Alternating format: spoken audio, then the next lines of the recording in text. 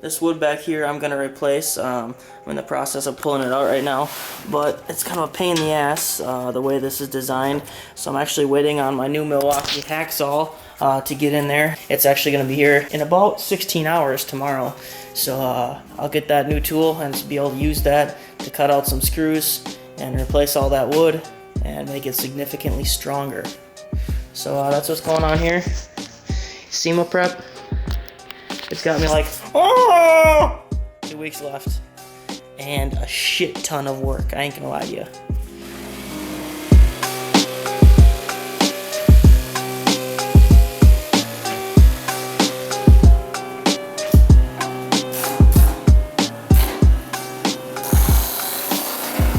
If you look here, you can see that I replaced a lot of this wood, at least all the bad stuff up into that corner. And it's pretty strong now. Actually, it's way stronger than it was.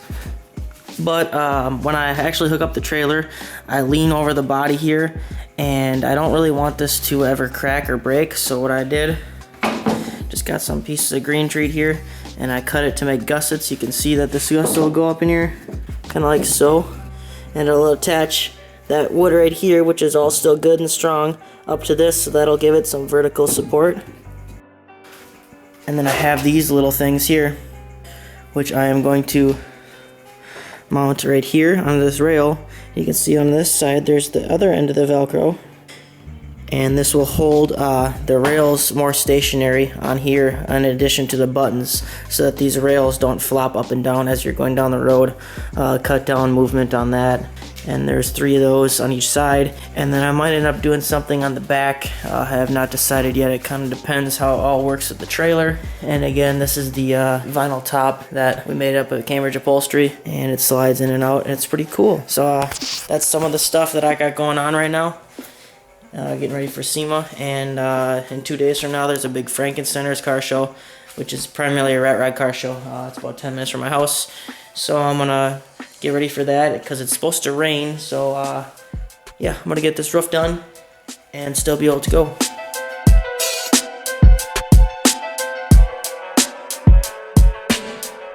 You can see here that I patched that corner and the other corner, and underneath there on the backboard, you might not be able to tell, but there is a support. But as far as from here and in here on this board, there is not. So what I did was I just made this little sheet metal piece out of some 16 gauge scrap that I had, and that will get screwed to the bottom side there, and it actually goes, these 2 holes here go through the metal support that's stock on this backboard. So that just ties all this in together. Now I'm just going to use some self-tapping screws, 3/4 inch long, to go into the metal, and just some regular wood screws, oops, to go into the wood. And you can see I also have my little gusset supports. So if you remember, I just showed you that I made these little pieces that are going to sit on top of this rail here and be velcroed onto these cross members, these fiberglass bars that are sewn into my cover. Well, one of them happens to line up right here on this old wood over this big hole, and the way these are designed, the holes won't hit anything. So I was trying to figure out what the hell to do without having to make all these new and make them longer, because that's just ugly. So pretty excited about this. I remembered I had some 415 epoxy putty that I have actually never used. It's an industrial pliable filler, mixed like clay, hardens like steel. It's a 2-part system. You can see there's 2 parts there. Like I said, I've never used it, but I looked online and you can use it in wood. So that's gonna be sweet. All I have to do is mix enough to put in that hole, let it dry, and then I can pre-drill it and screw into it just like I would any other surface. I am pumped about that. I got that putty in there, jammed it in there as good as I could. And now what we do is wait. It says cures in half an hour, or it starts to dry in a half an hour. I can't remember how long it takes to cure, like 6 hours or something. So we're gonna see how well that stuff works. It's supposed to dry as hard as steel, so I'm gonna test that theory. I mean, I'm sure it's not gonna be as hard as steel, but we'll see how it goes. And it was kind of a pain in the butt to mix. It is cold in here. I guess it's only 62 degrees. The recommended temperature is like 80 degrees to mix it in, anywhere between 70 and 90. Cool.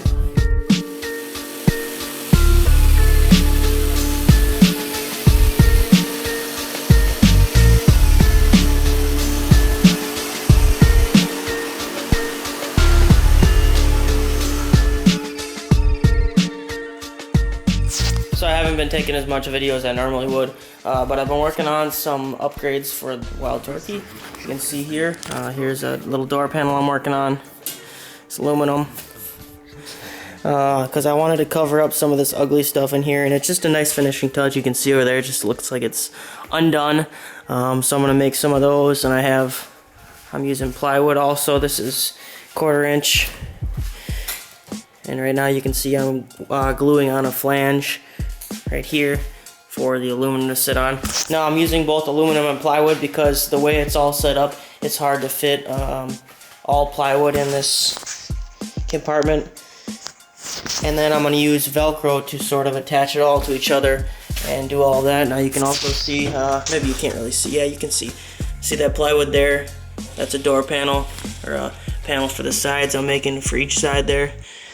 You know, just the little things. Then I'm going to wrap them in some vinyl I got from Walmart. This is just some cheap vinyl. It's like 15 bucks for 2 yards. You can see it's like a brown, kind of like an alligator type.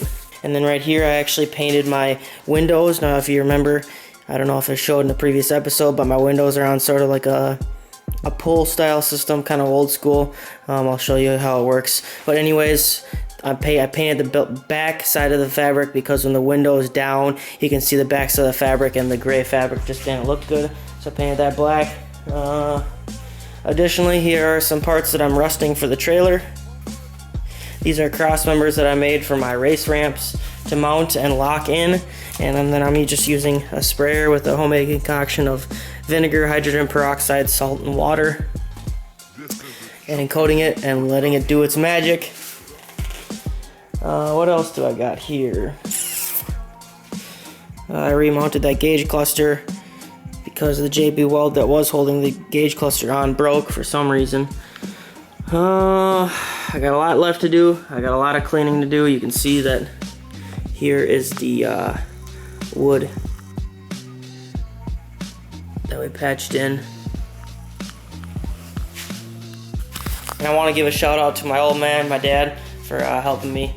It's making this go quite a bit faster, which is nice because I'm running out of time. I think I only have 3 more days of work left, and I have a lot to do. I was going to put on a new Hamilton head, and it's a firing head, which is freaking badass with big valves, but I got delayed by some rebuild components that I was waiting on, so I don't think I'm going to get that done, which is unfortunate, but you know, it is what it is. And I have this whole freaking table of parts that I still have to install. I got some parts from Sinister Diesel here, coolant filter kit, and there's also a billet cap in here, but I don't think I'm going to use that. It just doesn't look right. I got an oil bypass kit coming to replace the AMSOIL one that I have on here, just because fuck AMSOIL. Let's see what else. I guess that's about it. Stay tuned. I got 3 more days left, and I'll probably have a lot less hair by the time I'm done with this whole week. But you gotta do what you gotta do. Ciao, ciao for now.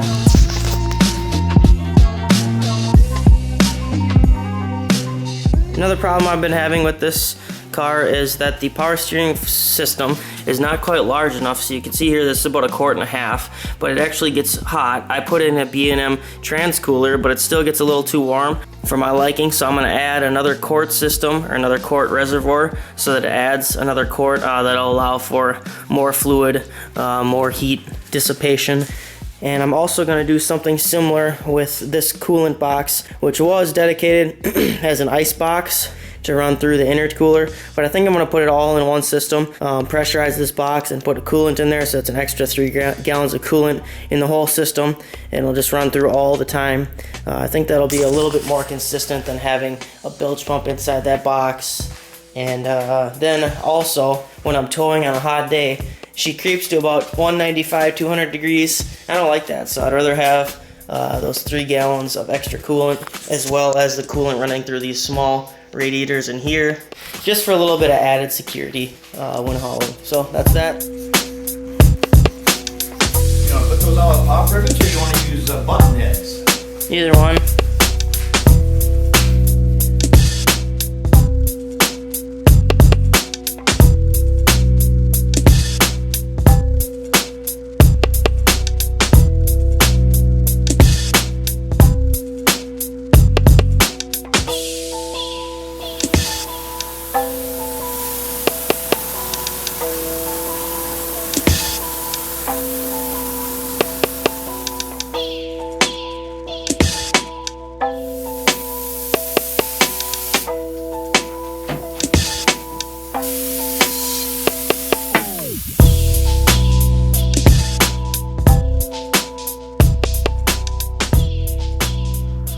Here's the door panels that we made.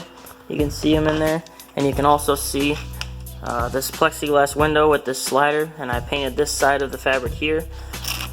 The way this works, it slides up like that. It can go all the way up. But anyways, and then it velcros like that. So that's the track system I got going, and it's on some standard tracks. And basically here is the door panels. You can see that they're like that, and you can see that this box still opens. This is like my glove box, sort of. So it's all built around that, and then it's held in with Velcro. So it's not like the standard door panel where it's over the outside. You can still see some of the brains of the operation here, but it looks a lot cleaner.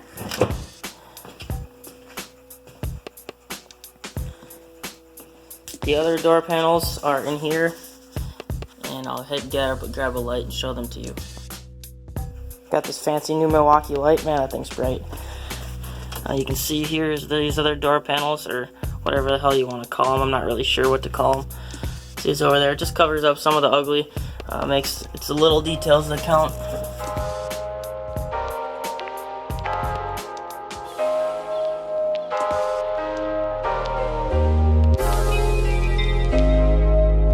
Damn, they got tired.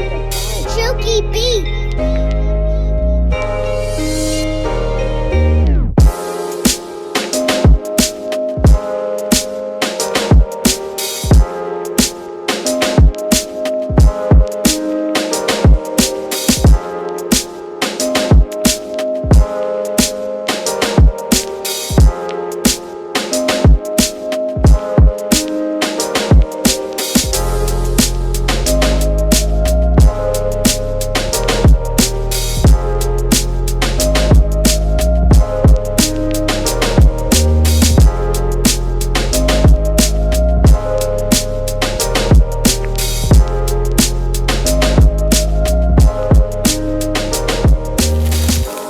Here I got my TKO clamps back from Upscale Designs, where they laser etch them with Tinman 2 Kustoms. Pretty frickin' sweet. Here's the smaller ones, just says Tinman. Also pretty sweet. It's time to put them on. So I'm down here fucking beat ass tired, and I am working on my coolant hoses. Got all the damn coolant drained out, and I'm putting on these pretty sweet TKO clamps. And I'm replacing the boot that was a little bit janky anyway, so there's that. I got the door panels in.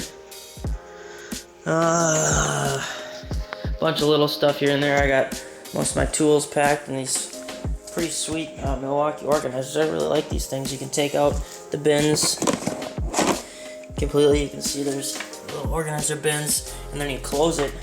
It keeps your containers tight, that the stuff can't move if you tip it over or whatever. Pretty nice. Got a lot of work to do yet, and I'm leaving in about 16 hours, and I haven't slept in about 30 hours, so yeah, SEMA Crunch. It's real. I hate it. Shit always takes too long. So, it's the day I'm leaving, and I'm still getting more packages. UPS, Postal Service, and FedEx will be here before 8 p.m., which is when I'm supposed to leave. So yeah, still got a lot going on here. Finally just put the coolant back in, and got my Milwaukee toolboxes patinaed up. The jazz jug there drying. Yeah, got a lot going on.